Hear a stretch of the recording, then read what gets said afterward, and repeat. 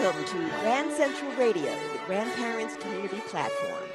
I'm your host, Geri Cole. This is a talk, listen, and act show for all grandparents and future grandparents everywhere. My adult child, that child's spouse and in laws, and my two young grandchildren give me lots of questions and concerns. Like you, I want to be as effective and helpful for my grandkids and their parents as possible to achieve these goals. I want to stay physically and mentally fit and have fun. We can help each other by sharing our challenges, solutions, and ideas about grandparenting and our lives as grandparents. You can replay our shows, learn about topics we plan for future Grand Central Radio, find lists, forms, and other fun and useful materials curated especially for grandparents, and contact me, Geri Cole, on our secure website, grandcentralradio.com.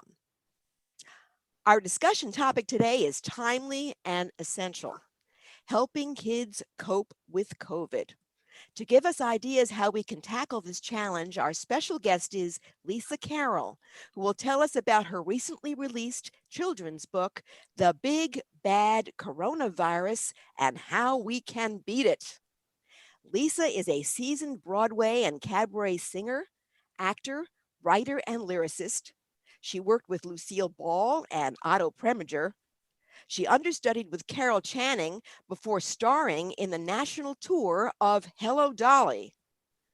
She traveled the world performing her one-woman show, and Lisa has appeared in numerous episodic TV shows, including General Hospital.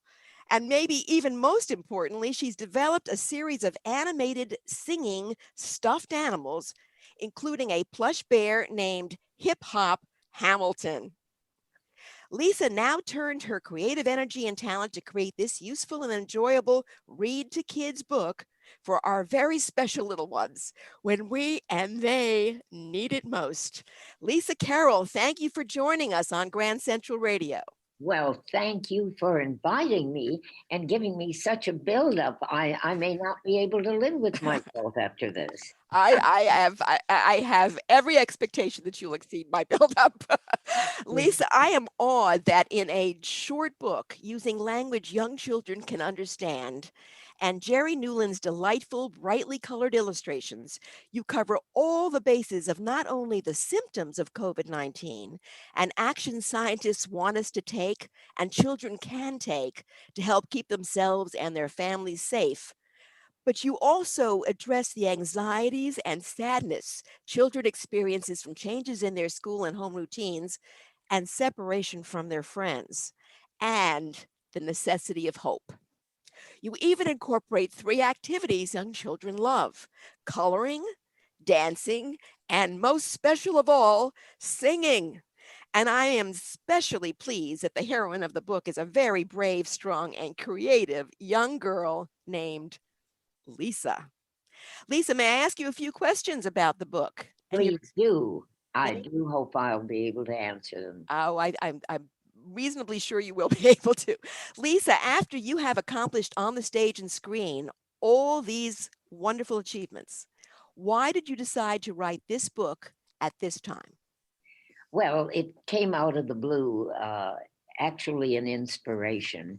I live in a building where there are many young children, and riding up in the elevator day after day for several weeks, there was just a slew of children that were crying and complaining to their mothers and asking questions that you would not think would be possible for youngsters. They were very, very grieved. And I thought there must be a way that a mother or grandmother can sit down and talk with their child, their grandchild, and give them the hope that this is going to be over soon and their lives are going to go back to normal the way they were and the way they enjoyed them. And so I thought, I don't know if anyone else has done it, but I am going to write a book with instructions based on what I've learned from observing in my neighbors and also what I've observed in my own personal life. And so I sat down and wrote the book. I had the good fortune of meeting this wonderful artist, illustrator, Geri Newland, And he was in between projects. He is an award-winning illustrator, and he seemed to feel my script was okay, and so he offered to do pictures for it. And he just kept drawing pictures and pictures, and the book got bigger and bigger. And so we're trying to tell the reading audience who get the book how they can proceed and change the lives of their little Lisas. And that's how I did it. Have you had a chance to talk about the book with any other little children, perhaps the child in your building or some other? Oh, definitely, definitely. And the parents, even this morning when I was coming down in the elevator, father was putting a little coat on the girl, and she Oh, noticed I had a book in my hand and I hadn't put it in my little case yet. And she said to her daddy, "That looks like a book for me." So the father said, "Is that a children's book?" And I said, "Yes, it is." And I we got off the elevator. I showed him the pictures. I showed him the book, and he wrote down where he could purchase it: Barnes and Noble online, and also Amazon, and uh, Books a Million. So uh, I didn't even mean it, but I sold a copy of the book in the oh. elevator. Ha- Well, this is a wonderful opportunity for you. Of course, I'm sure you were socially distanced from them when you were having this conversation Oh, with them, right, definitely. Lisa? Of I mean, course. we have a very stuffy kind of building. I mean, they have pictures of feet on the ground, that if you've got to be 6 feet away, definitely. Right. Are there opportunities for you to read the book in school or have perhaps online on Zoom meetings or other virtual meetings with I classrooms? would like that, and I'd make myself available, and I certainly wouldn't charge anything for it. It would be my pleasure. I'm waiting to be asked, and by appearing on various shows like your show, I'm hoping I will alert some of the people in charge that extend the invitations and would like to have me appear, just to call me through you. I can't give my phone number over the radio, Mhm. but I'd be happy to respond and make myself available. Simple as that. Well, anyone who's interested in having Lisa come into their school or other setting of young children, you can always contact me on grandcentralradio.com at the contact link, and I'll make sure I get that information to Lisa and her representatives, and we'll make that happen. Thank Li- you. you're very welcome, Lisa. You're providing a great service to all of us who are dealing with this problem at this time. Without giving us a spoiler alert, or this is a spoiler alert, but without giving us the spoiler, please tell us the story of the book and the main characters. And of course, I've already given away that one of them is Lisa, and the takeaways. All right, I'm happy to do that. The Big Bad Coronavirus and How We Can Beat It tells the story of a child named Lisa as she struggles to face the realities of COVID-19. Now, little Lisa can't comprehend why she has to wear a face mask, why she has barriers around her school desk, or why she's confined to virtual learning from home. It just doesn't add up, because little Lisa longs for the life she once had. Oh, she imagines the virus as a giant, scary dragon. Now, fortunately, her mother comes to her side and comforts her and teaches her everything she needs to know to deal with this pandemic from a kid's perspective. And Lisa becomes a stronger and braver girl, and she inspires her classmates to live without fear. And at the end of the book, she makes up a song that will be positive and make everyone feel good and know that this end to this pandemic is coming. And she sings this song, Scrub a Dub Dub, My Hands in the Tub. And I would only sing it if you insist. Well, how about some of the other grandparents on the call? Should I insist? I think Yes, we, please. yeah, yes. Okay, please sing it, Lisa. We're All eager to hear it. right. The name of the song, as I said to you, is Scrub a Dub Dub.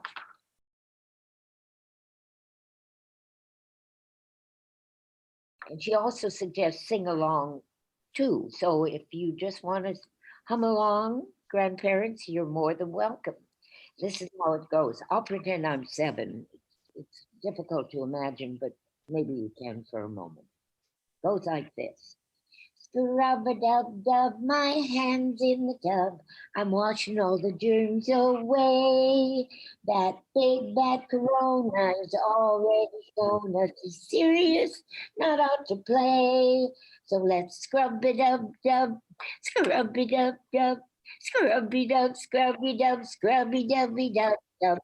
20 seconds is all it takes. So wash your hands, wash your hands. Wash your hands, for goodness sakes. I should have told you the melody was to a very famous song, and then you all would have joined in. But next time, all right? Well, I know that John in Lawrenceville, New Jersey, loved the song so much that he couldn't resist the temptation to sing along. So you got an unintended accompanist, I Lisa. heard it. But it was delightful. Thank you, both of you, for chiming in there.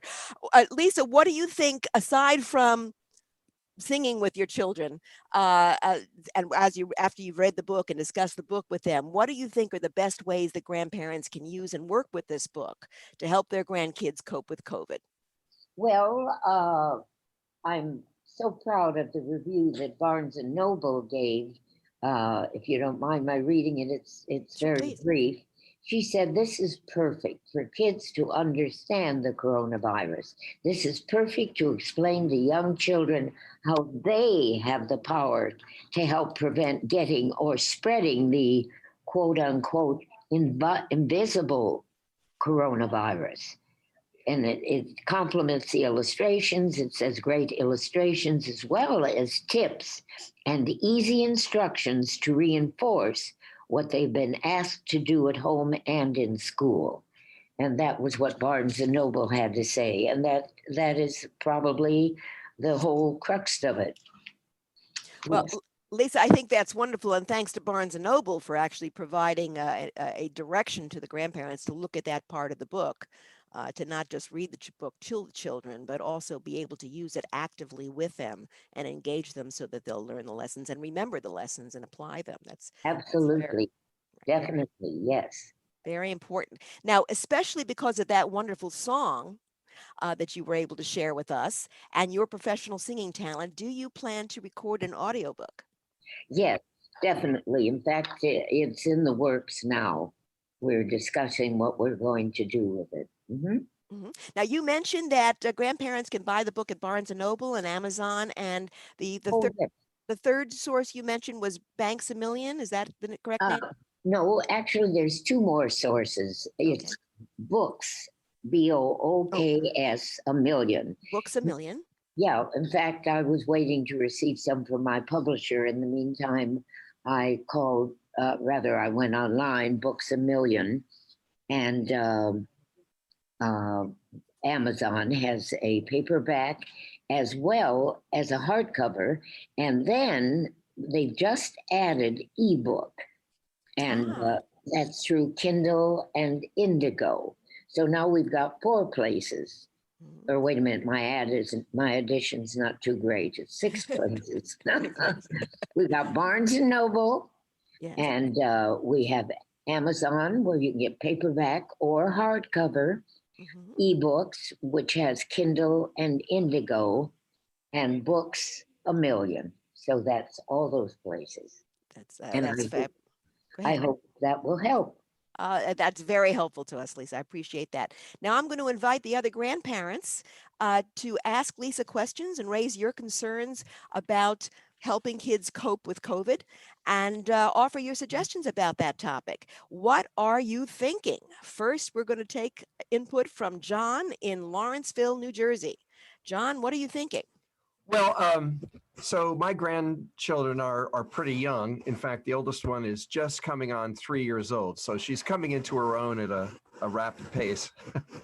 And I know we were down there with our children in the same house for 5 weeks during the summer. So we were quite a pod. the three generations of us. And I did notice that our 3-year-old she knows something's going on, but maybe she's not capable of taking all of it on board. The one thing she did notice is that we were trying to give other people outdoors a broad berth, right? We were distancing, and that I was wearing a mask a lot of the time. We didn't go into public very often, but if we took a walk or something, or went outside. And I'm wondering if Lisa has any creative ways of dealing with the questions they might have about, well, why do we keep our distance, and why do you have to wear a mask? And I think a lot of families, the adults wear the masks more often than the kids do, just because kids tend to take them off. But I'm just wondering, Lisa, do you have any creative ways of maybe handling questions like that? Why do we have to do these things? Well, as you mentioned, at the age of 3, it's hard for her to comprehend the virus, also the seriousness of it, nor do you want her to. Yeah. But I think all you can do is be positive in what you explain to her, that what is going on is something that everybody in the world is going through, and this will only last for a little while. And I think you can't draw it up to be a big problem or as serious as it really is. But I think you can only keep enjoying the games you play with her at the age of 3, the coloring books, the even if you got this book, she would be so delighted. I'm looking at the pictures of it now. Little Lisa has a good pal called Hip Hop Hamilton. Yeah.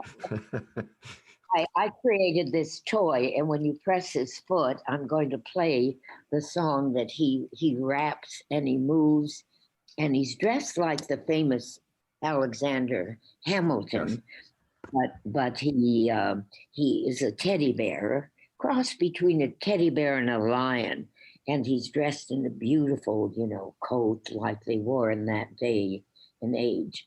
And so when you press his foot, here he goes.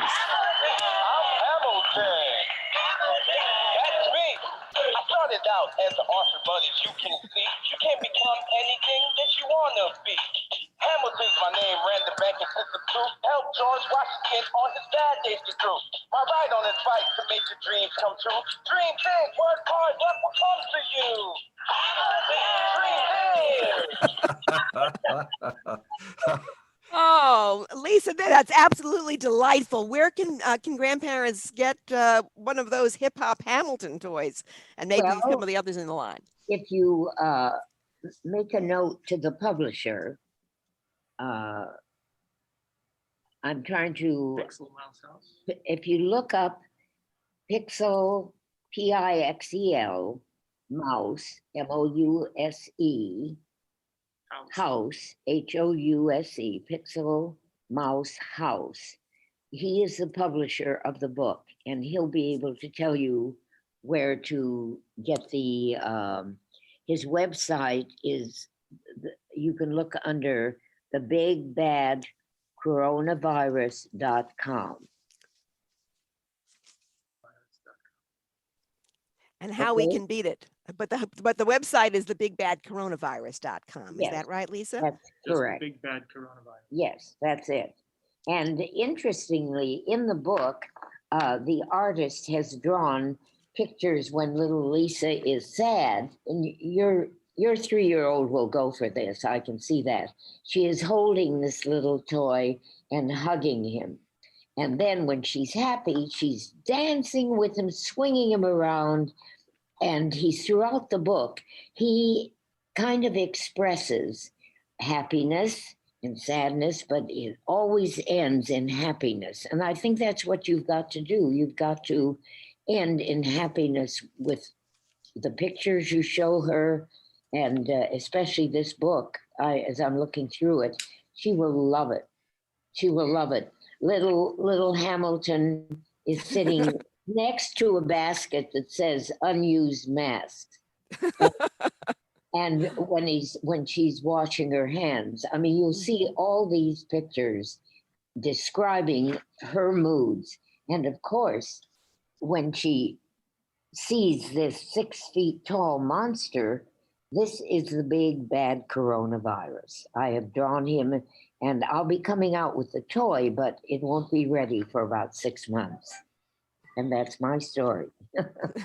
Lisa, I think that is the details of in the book, including the spacing for children to stand when they're lined up to have their Right. temperatures taken, is remarkable.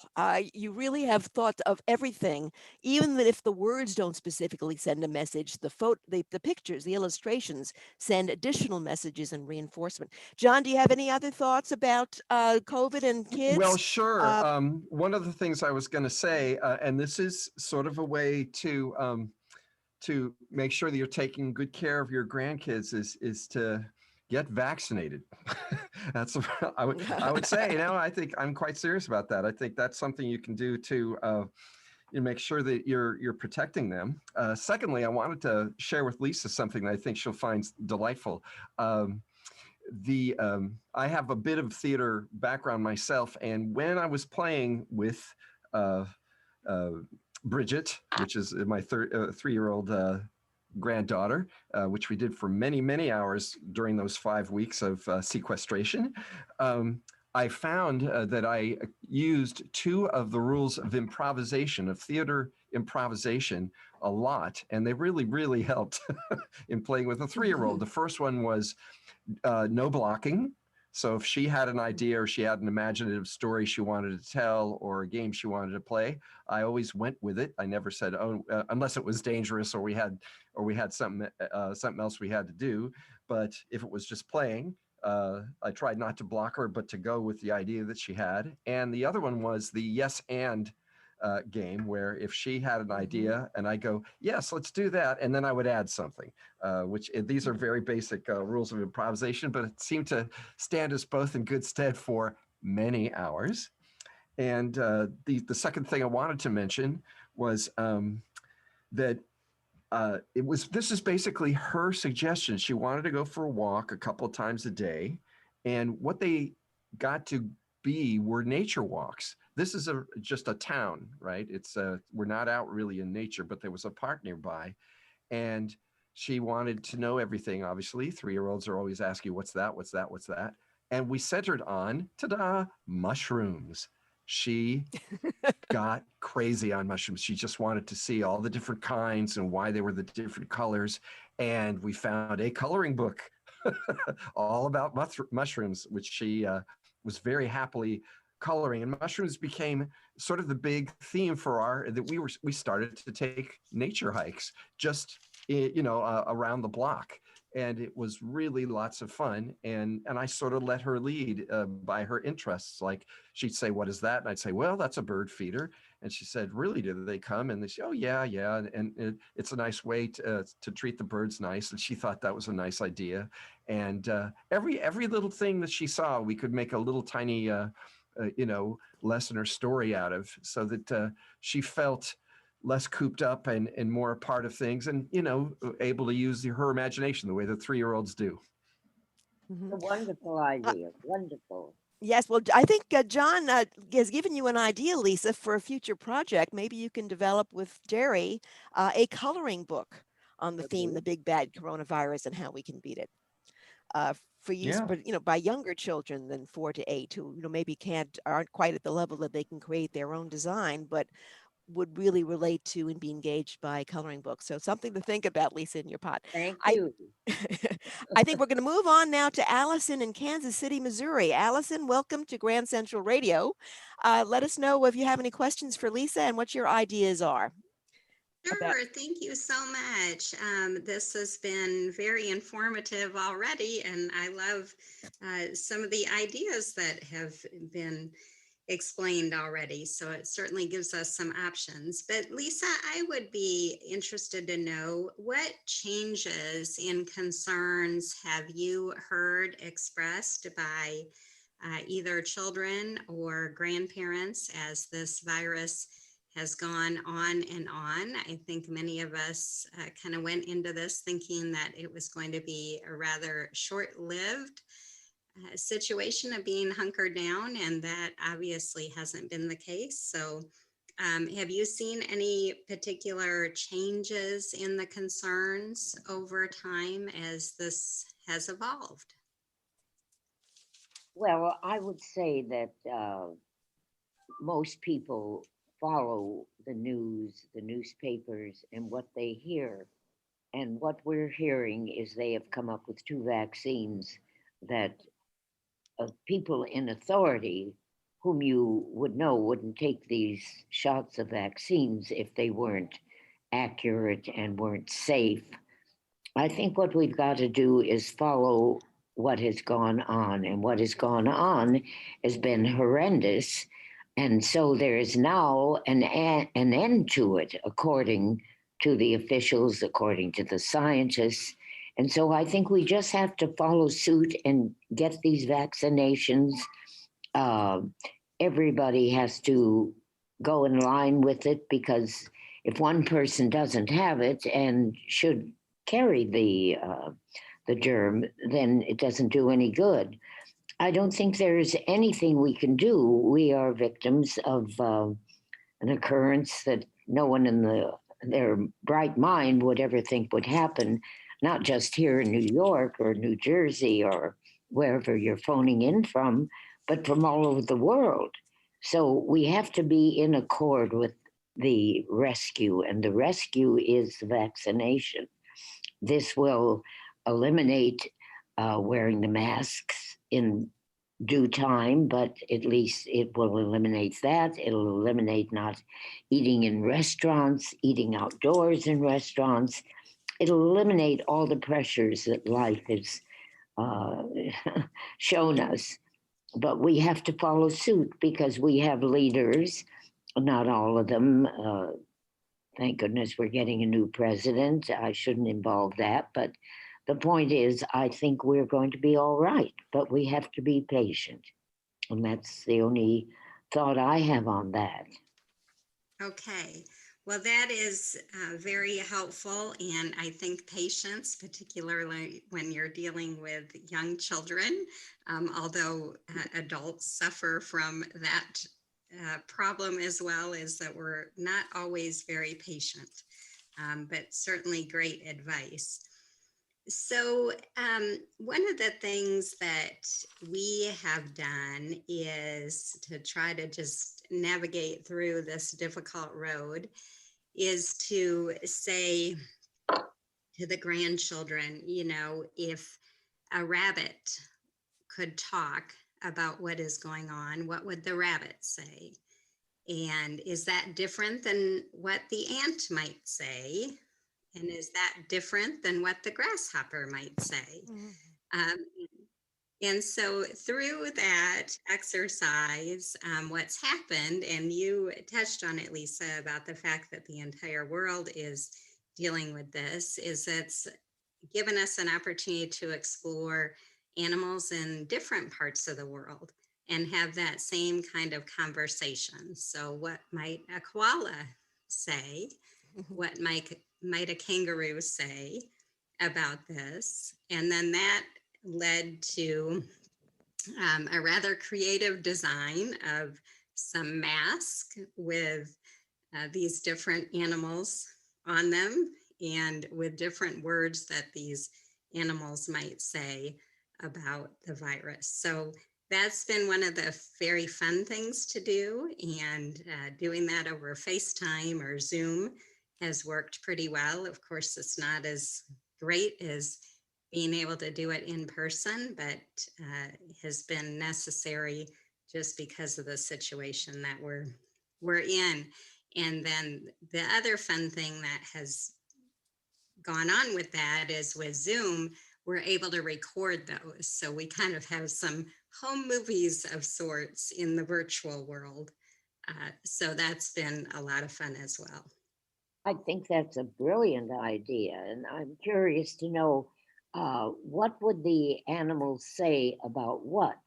Is there anything specific that you target that to? We've just really given them the opportunity to say anything that they've wanted. Um, I think one of the ones was with the ant was, well, the ant didn't really care because ants are dirty, so ants don't wash their hands. But rabbits seem to be pretty clean, and so rabbits would always make sure to go down to the water and wash their hands. um, and grasshoppers, they would just jump away from the virus. So that's what they would say, is they could just escape and jump away. um, so it's been, any number of things that they've had to say. But it's been a lot of fun and given us many laughs. I can imagine. You're to be congratulated. I think it's a wonderful idea. Well, thank you. I love Hip Hop Hamilton. Oh, if you saw him, you would fall in love with him. He is huggable. Well, I just love the tune itself, and being somebody who's not a big fan of rap, the fact that I love that tune, you've done an excellent job. Thank you so And who much. doesn't know a child that doesn't have a favorite huggable plushy toy? I think all children Exactly. have one that they sleep with every night. So Did that's I right did on. I give you that? I gave you our website, didn't I? bigbadcoronavirus.com. Yes, Yes. you did, Lisa. Thank you. Thank you very much. And also, I have it's on Facebook and Instagram page. It's under the Big Bad Coronavirus book. Terrific. Okay. Okay, Allison, thank you very much for those questions and insights, and that was all very helpful and fun. Amy in Hawthorne, New Jersey, do you have any questions for Lisa? And what are your thoughts about helping kids cope with COVID? Oh, hello. This is so informative and wonderful that you are doing this. And we're very fortunate that we are less than 5 minutes from my daughter's house, and my grandchildren are 7 and 8, and we do remote homeschool here. And I think a big part of what the process of dealing with the coronavirus is that they have structure. They can be home, then they come here for their remote homeschool, they do their lessons, and then we take them back home. So it's not like they are in one home or one place 24/7 for months at a time. And that to me has been a saving grace. They also are fortunate that the neighbors' children are in the same age group, and they have been able to play outside with them, keeping some sort of socially distance between them. But I think that the play dates on Zoom help, even though it's not the same as, recess in school. But yeah, it's really hard for them, hard for all of us, really. But they do ask, when is it going to be over? And now, thankfully, with the vaccines coming out, hopefully, it'll be over sooner than later. But I have a chart that shows a happy face to a sad face to an angry face. And sometimes I will ask, if I see they're starting to get upset about something, I'll say, okay, where on this chart are you? What are you feeling today? And sometimes they'll point to the sad face or the angry face, or they'll, be just fine. And if they do point to the angry face, I talk to them, why do you feel that way? Because they can't do certain things, go out, like let's say to Chuck E. Cheese or the playground or the zoo. We miss the zoo so much. But we all are doing the best that we can, and we have faith that this will be over, and hopefully everyone will be, healthy. We do what we're supposed to do, wearing masks, the hand sanitizer, washing hands. I was always a big proponent of hand washing anyway. So now I'm even more crazy about it. But it sounds like a wonderful book, and I plan on purchasing it. And thank you so much for writing that. I think the children will enjoy it. Thank you. Appreciate your nice comments. Well, Amy and Allison and John, thank you very much for your input and your questions for Lisa. I think we've learned from this discussion that what works is involving your children in creative activities about their strange new world, including reading with them Lisa Carroll's new book, The Big Bad Coronavirus and How We Can Beat It. Thank you. Thank you for being with us today, Lisa. Thanks to our very special guest, Broadway legend and children's author, Lisa Carroll, and all of our grandparent callers and listeners. Check our website, grandcentralradio.com, to get more information about Lisa's book and her plush toys and her other activities, and any other questions you might have about our show and Grand Central Radio and our future shows. And watch for our announcements of our next Grand Central Radio show on that website. Until then, contact me, Geri Cole, and stay well, safe, and secure. Happy grandparenting.